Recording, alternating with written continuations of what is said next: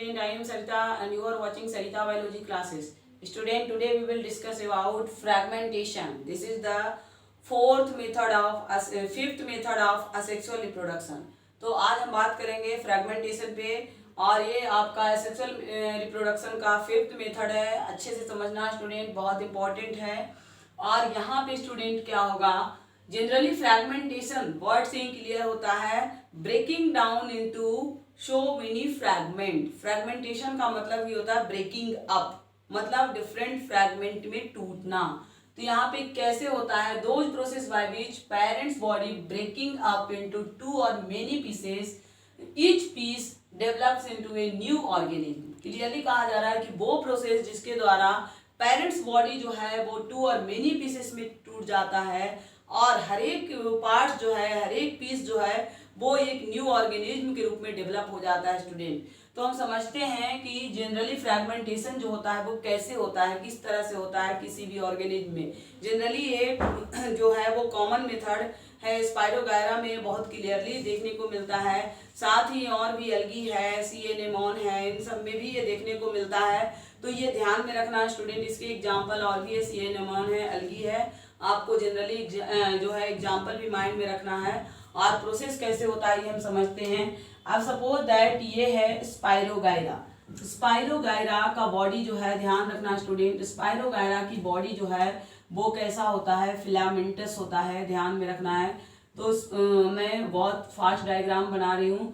तो ये यहाँ पे स्पाइरोगायरा की बॉडी जो है वो फिलामेंटस होता है और इसके फिलामेंट को हम हाइफी कहते हैं. इसके फिलामेंट अगर ऐसे स्ट्रक्चर देखें तो इस तरह से ये उलझा हुआ स्ट्रक्चर जैसा इसका बॉडी होता है. आपको देखने से लगेगा कि मेनी जो है थ्रेड जो है आपस में उलझे हुए हैं. तो ये जो है वो क्या कहलाता है, हाइफी कहलाता है. और ये पूरा जो है वो क्या कहलाता है, हाइफी. और एक अगर सिंगल लेते हैं तो सिंगल कहलाता है माइसेलियम.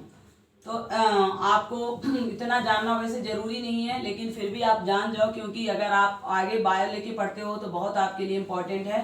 माइसेलियम सिंगल क्या कहलाता है, माइसेलियम.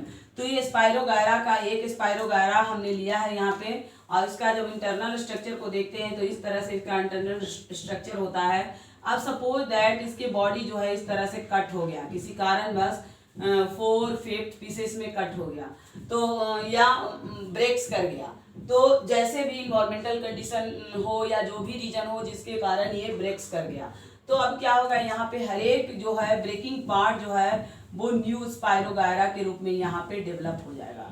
यही इसका मेन जो बेसिक पॉइंट है. हर एक जो है वो ब्रेकिंग पार्ट जो है वो न्यू स्पाइरोगायरा के रूप में यहाँ पे डेवलप हो जाएगा स्टूडेंट. यही ध्यान में रखना है. और इस तरह से देखिए कैसे ब्रेकिंग पार्ट जो है वो न्यू स्पाइरोगायरा के रूप में डेवलप हो रहा है. तो यहाँ पे 1 स्पाइरोगायरा से देख रहे हो 4 स्पाइरोगायरा का सेल फॉर्म हो गया, न्यू स्पाइरोगायरा बन गया यहाँ पे 1 से 4. तो यहाँ पे आप देख रहे हो कि 4 पार्ट में तो हर एक पार्ट जो है, कटिंग पार्ट जो है वो न्यू स्पाइरोगायरा के रूप में डेवलप हो गया स्टूडेंट यहाँ पे.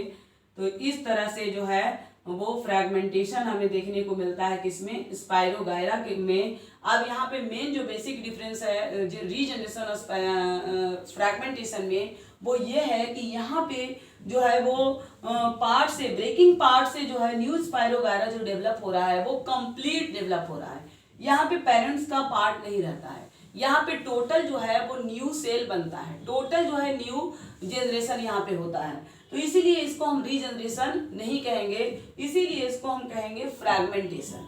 क्योंकि यहाँ पे फ्रैगमेंटेशन में जो है वो पेरेंट बॉडी पार्ट बिल्कुल नहीं आता, टोटली जो है वो न्यू बॉडी पार्ट यहाँ पे डेवलप होता है. जबकि रीजनरेशन में ऐसा नहीं था. रीजनरेशन में जो है वो क्या हुआ था, बॉडी पार्ट जो था, जो कट पार्ट था वो पेरेंट्स का था और उसके जो भी पार्ट जो लॉस्ट हुआ था वो वहाँ पे रीजनरेट हुआ था, दोबारा से बना था. लेकिन यहाँ पे पूरा ही बॉडी पार्ट जो है वो दोबारा से बनता है स्टूडेंट. यही यहाँ पे मेन बेसिक पॉइंट है. और इसके पीछे ये भी रीजन है कि इसमें भी एक स्पेशल टाइप का सेल्स होता है. उस सेल्स का नेम अभी क्लियर नहीं हुआ है, साइंटिस्ट इस पे वर्क कर रहे हैं, बट अभी नेम जो है वो क्लियर नहीं हुआ कि वो सेल्स क्या है जिसके कारण जो है स्पाइरोगायरा में फ्रैगमेंटेशन की कैपेसिटी है या सी एनोमोन में फ्रैगमेंटेशन की कैपेसिटी है और ऑर्गेनिज्म में ऐसा क्यों नहीं है।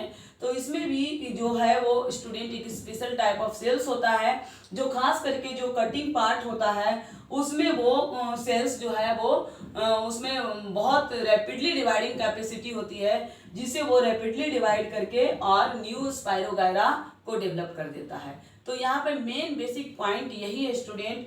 तो I hope you have understand this concept clearly. और अगर आपको कोई प्रॉब्लम होगा स्टूडेंट तो अपनी क्वेरी को कमेंट बॉक्स में जरूर लिखना। और अगर आपको ये वीडियो अच्छा लगा होगा तो please like my video, subscribe my channel. Thank you student.